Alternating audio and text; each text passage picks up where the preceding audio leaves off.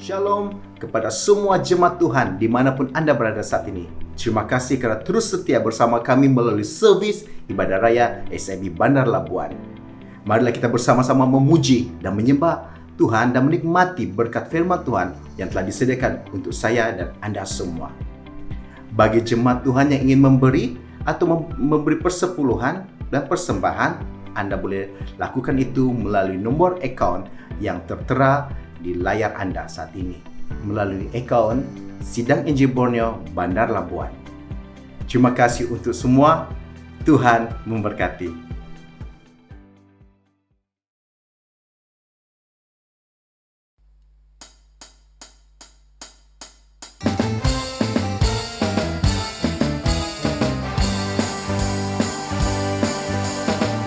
Tiada berkesudahan kasih setiamu Tuhan, selalu baru rahmat-Mu bagiku. Hari berganti hari, tetap kulihat kasih-Mu, tak pernah berakhir di hidupku.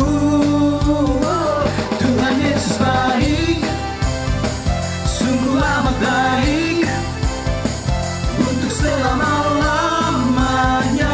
Tuhan Yesus baik, Tuhan Yesus baik, sungguh amat baik, untuk selama-lamanya. Tuhan Yesus baik. Tiada berkesudahan kasih setiamu Tuhan, selalu baru rahmat-Mu bagiku. Hari berganti hari, tetap kulihat kasih-Mu, tak pernah berakhir di hidupku. Tuhan Yesus baik, sungguh amat baik, untuk selama-lamanya.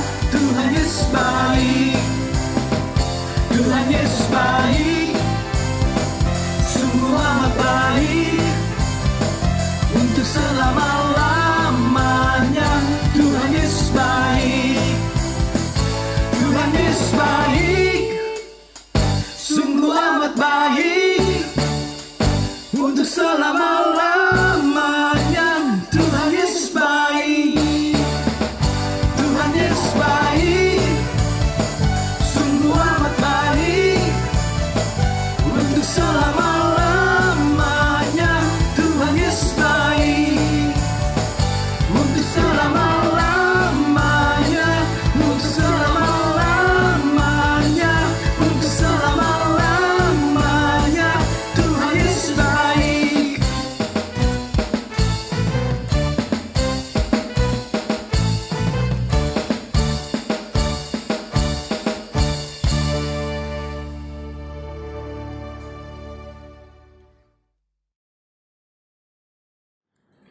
Shalom dan selamat pagi kepada seluruh jemaat Tuhan. Selamat hari Minggu dan selamat beribadah. Sekali lagi kita bersyukur kepada Tuhan sebab kita masih hidup sampai saat ini. Semuanya karena kebaikan dan kemurahan Tuhan buat saudara dan saya. Hari ini memasuki Minggu ke-16 dalam tahun 2020 ini, dan kita sedang berada pada minggu yang keempat secara berturut-turut untuk mengadakan ibadah di rumah masing-masing. Sejak pertengahan bulan Maret, kita sudah mengadakan ibadah di rumah masing-masing, memandangkan kita sedang berada dalam satu situasi di mana setiap orang perlu berkurung di rumah dan terkurung di rumah berhubung dengan wabah yang sedang menular di seluruh dunia, dan tidak terkecuali kita yang ada di sini. Bagaimanapun kita tetap bersyukur kepada Tuhan seperti kata firman Tuhan, bersyukurlah dalam segala sesuatu, apapun keadaan yang kita hadapi. Dan dalam kesempatan pada pagi hari ini, saya mengajak kita kembali untuk mau belajar dari firman Tuhan yang bertemakan jangan menyerah kalah kepada krisis. Dan saya mengajak kita semua untuk membaca dalam satu pembacaan yang agak panjang dalam 1 Samuel pasal yang ke-30 ayat pertama sampai pada ayat yang ke-20. Demikian kata firman Tuhan, Ziklag terbakar, pembalasan Daud kepada orang Amalek. Ketika Daud serta orang-orangnya sampai ke Ziklag, pada hari yang ketiga, orang Amalek telah menyerbu tanah Negeb dan Ziklag. Ziklag telah dikalahkan oleh mereka dan dibakar habis. Perempuan-perempuan dan semua orang yang ada di sana, tua dan muda, telah ditawan mereka dengan tidak membunuh seorang pun. Mereka menggiring sekaliannya, kemudian meneruskan perjalanannya. Ketika Daud dan orang-orangnya sampai ke kota itu, tampaklah kota itu terbakar habis, dan istri mereka serta anak mereka yang laki-laki dan perempuan telah ditawan. Lalu menangislah Daud dan rakyat yang bersama-sama dengan dia itu dengan nyaring, sampai mereka tidak kuat lagi menangis. Juga kedua istri Daud ditawan, yakni Ahinoam, perempuan Yizrael, dan Abigail, bekas istri Nabal, orang Karmel itu. Dan Daud sangat terjepit, karena rakyat mengatakan hendak melempari dia dengan batu. Seluruh rakyat itu telah pedih hati, masing-masing karena anaknya laki-laki dan perempuan. Tetapi Daud menguatkan kepercayaannya kepada Allahnya. Lalu Daud memberi perintah kepada Imam Abiatar bin Ahimelek, bawalah efod itu kepadaku. Maka Abiatar membawa efod itu kepada Daud. Kemudian bertanyalah Daud kepada Tuhan, katanya, haruskah aku mengejar gerombolan itu? Akan dapatkah mereka kususul? Dan ia berfirman kepadanya, kejarlah, sebab sesungguhnya engkau akan dapat menyusul mereka dan melepaskan para tawanan. Lalu pergilah Daud beserta ke-600 orang yang bersama-sama dengan dia. Dan sampailah mereka ke sungai Besor, sementara orang-orang yang mau tinggal di belakang berhenti di sana. Maka Daud melanjutkan pengejaran itu beserta 400 orang. 200 orang yang terlalu lelah untuk menyeberangi sungai Besor itu berhenti di sana. Kemudian mereka menemui seorang Mesir di padang, lalu membawanya kepada Daud. Mereka memberi dia roti, lalu makanlah ia. Kemudian mereka memberi dia minum air, dan memberikan kepadanya sepotong kue ara dan 2 buah kue kismis. Dan setelah dimakannya, ia segar kembali, sebab ia tidak makan dan minum selama 3 hari 3 malam. Kemudian bertanyalah Daud kepadanya, budak siapakah engkau dan dari manakah engkau? Jawabnya, aku ini seorang pemuda Mesir, budak kepunyaan seorang Amalek. Tuanku meninggalkan aku, karena 3 hari yang lalu aku jatuh sakit. Kami telah menyerbu tanah Negeb orang Kreti, dan daerah Yehuda dan tanah Negeb Kaleb, dan Ziklag telah kami bakar habis. Daud bertanya kepadanya, dapatkah engkau menunjuk jalan kepadaku ke gerombolan itu? Katanya, bersumpahlah kepadaku demi Allah, bahwa engkau tidak akan membunuh aku, dan tidak akan menyerahkan aku ke dalam tangan tuanku itu. Maka aku akan menunjuk jalan kepadamu kegerombolan itu.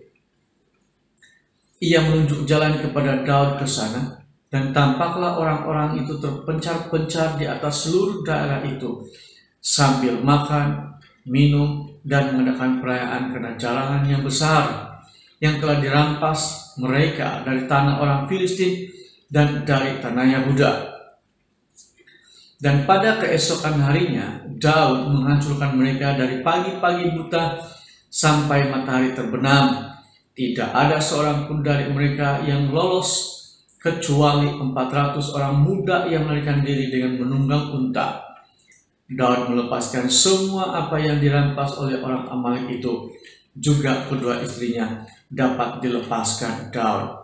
Tidak ada yang hilang pada mereka, dari hal yang kecil sampai hal yang besar, sampai anak laki-laki dan anak perempuan, dan dari jarahan sampai segala sesuatu yang telah dirampas mereka. Semuanya itu dibawa Daud kembali. Daud mengambil segala kambing domba dan lembu. Semuanya itu digiring mereka di hadapannya serta berkata, inilah jarahan Daud. Sekali lagi, saya mengajak kita untuk belajar satu tema firman Tuhan, yaitu jangan menyerah kalah kepada krisis. Krisis adalah mengenai satu keadaan yang tidak stabil atau tidak tentram, tidak selesa, dan semua itu disebabkan oleh sesuatu. Terdapat beberapa jenis krisis yang berlaku dalam dunia ini yang boleh menimbulkan rasa tidak tentram atau tidak stabil atau tidak selesa.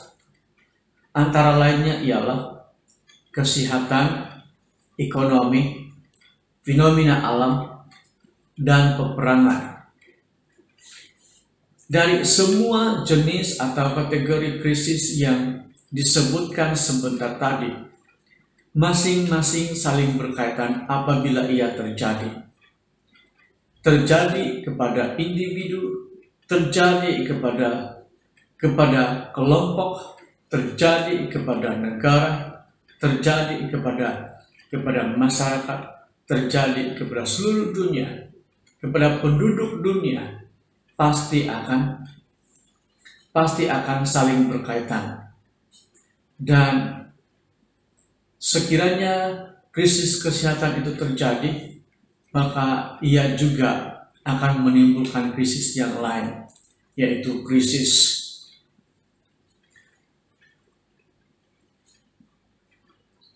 kesehatan akan menimbulkan krisis ekonomi. Apabila ekonomi atau krisis ekonomi berlaku, maka itu juga ada hubungannya dengan krisis kesehatan. Apabila berlakunya krisis fenomena alam, baik ekonomi maupun kesehatan juga terkait di sana. Akan muncul krisis ekonomi, akan muncul krisis kesehatan. Demikian pun sekiranya terjadi krisis peperangan, juga akan membuatkan terjadinya krisis ekonomi, krisis kesehatan, dan ia saling berkaitan, tidak dapat terpisahkan, sebab itu adalah rangkaian kehidupan manusia. Akibat dari krisis yang berlaku, maka pasti akan terjadi kematian. Juga akan terjadi kerusakan hubungan atau rosaknya hubungan satu dengan lain. Mengambil contoh, sekiranya ada krisis yang berlaku mengenai dengan ekonomi, hubungan di antara sebuah negara dengan negara yang lain pasti akan terjadi. Sekiranya terjadi krisis kesehatan, itu juga akan menjadikan satu krisis yang lain di antara negara dengan negara yang lain. Termasuklah akibat dari krisis yang berlaku ialah terjadinya pengasingan atau isolasi isolate. Sebagai contoh, dalam keadaan yang sedang berlaku ketika ini, yaitu wabak yang sedang menular di seluruh dunia, setiap orang yang diragui tahap kesehatannya atau dijangkiti dengan wabak yang sedang menular, maka dia terpaksa melalui suatu pengasingan yang kita sebut sebagai karantina.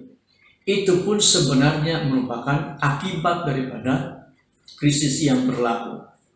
Juga akibat lain yang berlaku pada waktu setelah ada krisis yang berlaku, maka setiap orang yang mengalami organisasi, kerajaan atau negara, pemerintahan di negara-negara akan mengalami tekanan. Tekanan akibat dari krisis yang berlaku. Dan semuanya itu terkait di dalamnya daripada beberapa jenis krisis yang disebutkan sebentar tadi. Krisis ini juga boleh mengakibatkan kehilangan. Dan antara lain yang boleh dikatakan akibat daripada krisis, orang-orang yang mengalami krisis itu akan hilang sumber pendapatan, akan hilang pekerjaan, akan ada kejadian di mana ahli keluarga akan hilang daripada antara mereka disebabkan ada kematian. Juga melibatkan tentang harta benda. Dan yang paling parah ialah apabila ada krisis-krisis yang sedang berlaku, itu juga akan berpengaruh terhadap iman. Dan tidak sedikit orang yang akan kehilangan imannya pada waktu menghadapi krisis. Sebab itu kita perlu berjaga-jaga, berhati-hati dalam waktu menghadapi krisis ini, supaya kita harus pertahankan iman percaya kita kepada Tuhan. Dalam pembacaan kita sebentar tadi, ternyata bahwa Daud pun mengalami krisis. Bahkan sebenarnya Daud sudah banyak mengalami krisis dalam hidupnya. Dan dalam pembacaan kita sebentar tadi, itu adalah mengenai dengan krisis di antara Daud dengan orang-orang yang ada di sekitarnya. Itu sebabnya dikatakan bahwa Daud dalam keadaan yang terjepit. Apa yang dilakukan oleh Daud pada waktu dia sedang berhadapan atau sedang melalui badai krisis? Ada dua tindakan yang dilakukan oleh Daud. Yang pertama, Daud menguatkan kepercayaannya kepada Tuhan. Yang kedua, Daud menguatkan hubungannya dengan Tuhan. Kira-kira apa yang menyebabkan Daud menguatkan kepercayaannya kepada Tuhan? Dalam terjemahan yang lain, dalam ayat yang ke-6 ini dikatakan bahwa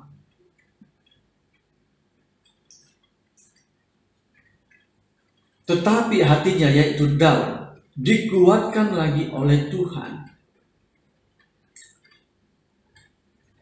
Sementara dalam terjemahan yang lain, yaitu firman Allah yang hidup, dikatakan, namun Daud memohon kekuatan dari Tuhan.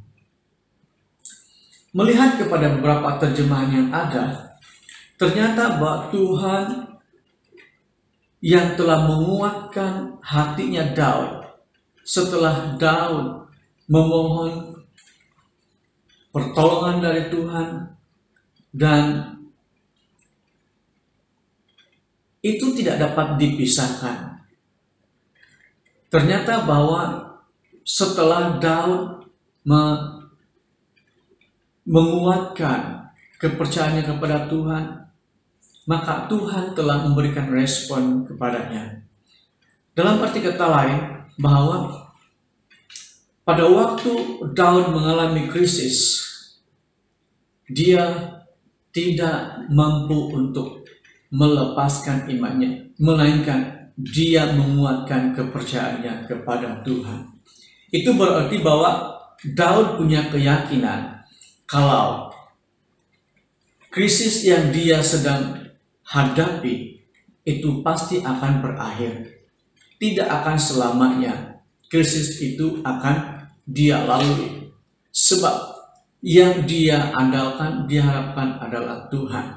Sebagaimana dia punya pengalaman dalam menghadapi krisis dalam hidupnya.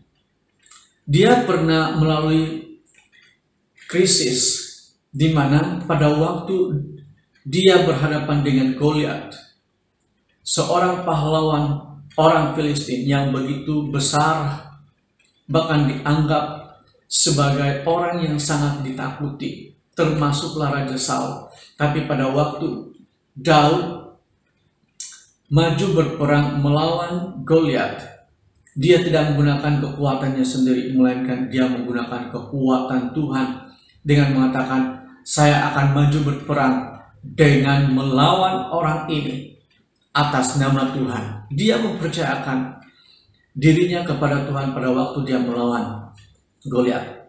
Dan hasilnya ialah dia tidak saja dapat melawan Goliat, tapi dia berhasil membunuh Goliat. Sekalipun dibandingkan dengan tubuhnya dan tubuh Goliat terlalu jauh bezanya, tapi oleh karena Tuhan, maka dia telah mampu untuk melewati semuanya itu. Dan kalau kita membaca dalam pasal-pasal yang sebelumnya, dia juga telah melewati banyak perkara. Dia melalui satu perjalanan hidup yang begitu menekan, bahkan dia sebenarnya menjadi buruan bapa mertuanya sendiri, Saul. Dan dia melalui perjalanan yang begitu berat antara hidup dan mati. Kemana saja dia pergi, di situ Saul ada. Sebab Saul mengirimkan orang-orangnya untuk memburu dia, untuk dibunuh.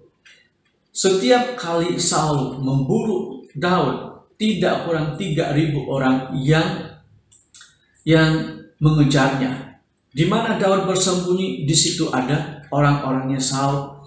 Di situ ada penyampai laporan kepada Saul.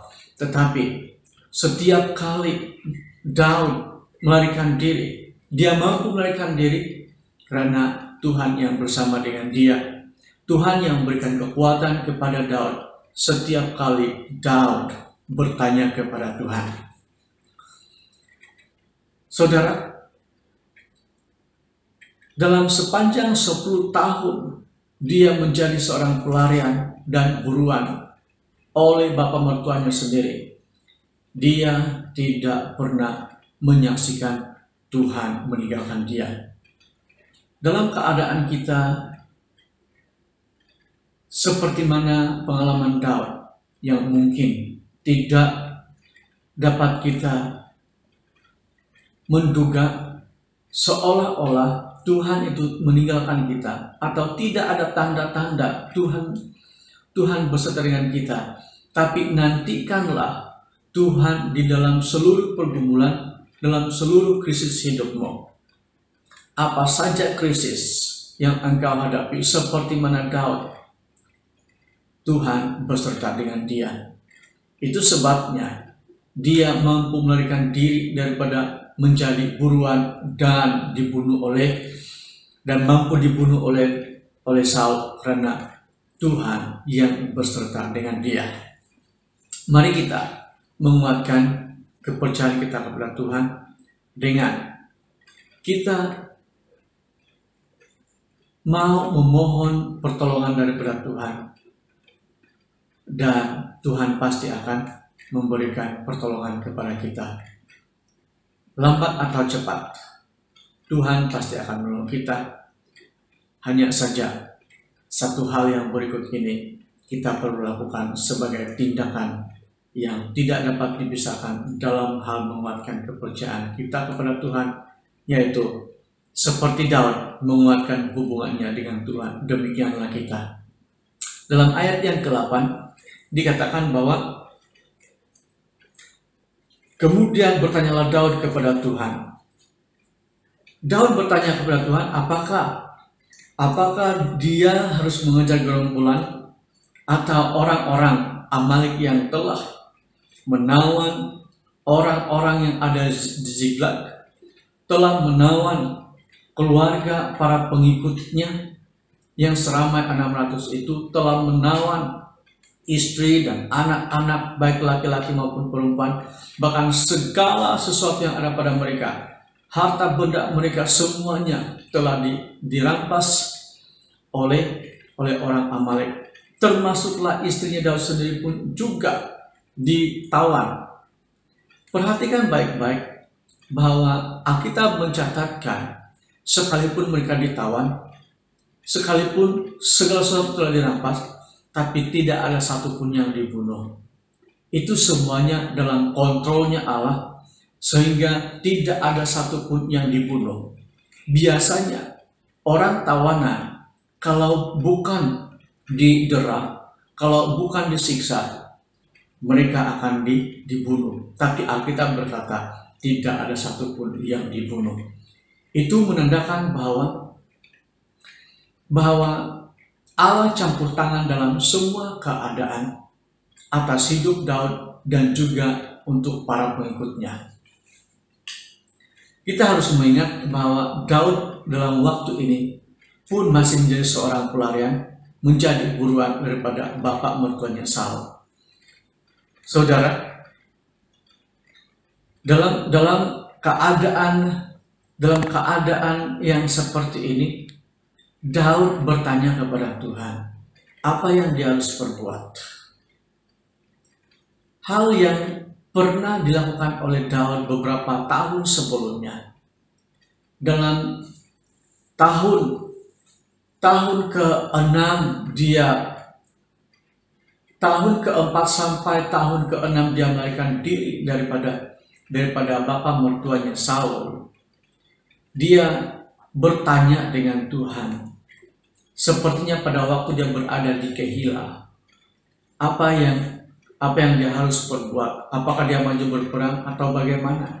Dan Tuhan mengatakan, majulah. Majulah sebab aku akan menyerahkan mereka ke dalam tanganmu. Sekalipun diragui oleh orang-orang yang mengikuti dia, tapi kemudian Daud bertanya lagi, apakah dia maju berperang? Dan Tuhan katakan, bersiaplah, maju berperang, aku akan menyerahkan mereka ke dalam tanganmu. Dan Daud melakukannya. Saudara, Daud melakukan semuanya itu karena satu kesadaran mengenai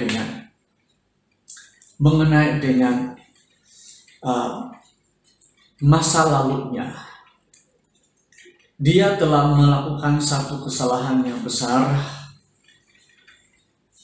di mana penyebab orang-orang di Ziklag dan semua harta benda mereka telah dirampas disebabkan kesalahan dari Daud sendiri.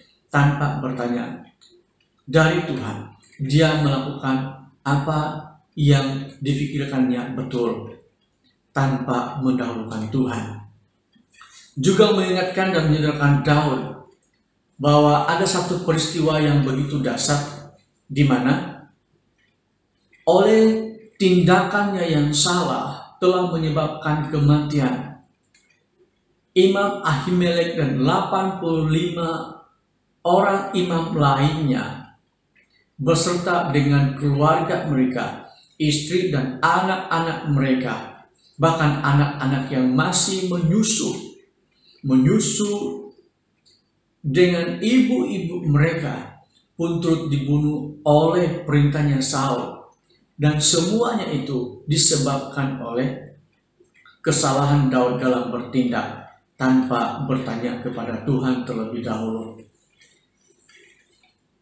Saudara-saudara dikasih dan mengasihi Tuhan, ini mengingatkan kepada kita supaya dalam kita melakukan apapun perkara, seharusnya jangan mendahulukan tindakan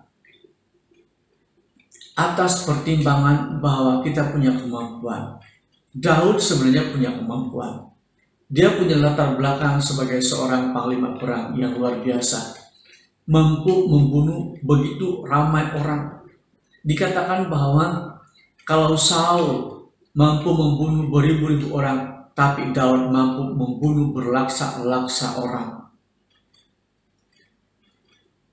Pengalaman itu sebenarnya baik, tetapi tidak seharusnya menjadi mutlak.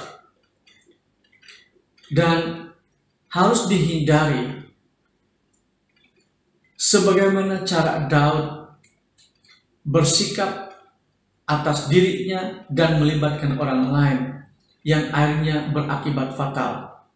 Setiap kita harus menghindari cara pikir Daud, sekalipun dia punya pengalaman dalam peperangan, tapi oleh karena kesalahannya dalam bertindak, maka telah mengakibatkan banyak perkara yang tidak baik, merugikan orang lain, bahkan melibatkan nyawa orang lain. Dalam hidup kita sebagai anak-anak Tuhan, mari kita menghindari daripada sikap Daud. Jangan berpikir bahwa kita punya kemampuan, kita punya pengalaman pada maksud yang lepas. Pengalaman itu baik, tetapi tidak seharusnya itu dijadikan sebagai sesuatu yang mutlak. Karena Allah kita adalah Allah yang dinamik, maka ada banyak perkara yang harus kita pikirkan, bahwa kita tidak boleh bertahan dalam satu-satu keadaan, dalam satu-satu pengalaman, melainkan kita harus berpikir bahwa Tuhan tidak menghendaki pengalaman dijadikan sebagai satu sandaran yang kuat, melainkan kita harus bersandar kepada Tuhan sepenuhnya dalam menghadapi apapun keadaan. Kita tidak boleh berperang atau berjuang di dalam hidup kita ini dengan kekuatan kita sendiri. Kita harus berjuang dengan kekuatan dari Tuhan, apapun situasi yang kita hadapi. Dalam dua tindakan yang dilakukan oleh Daud ini, yakni dalam menguatkan kepercayaannya dan menguatkan hubungannya dengan Tuhan, terdapat dua perbezaan, yaitu menguatkan dan mengendurkan hubungan. Menguatkan hubungan dengan Tuhan telah menyebabkan Daud menyaksikan kebaikan demi kebaikan Tuhan dalam hidupnya.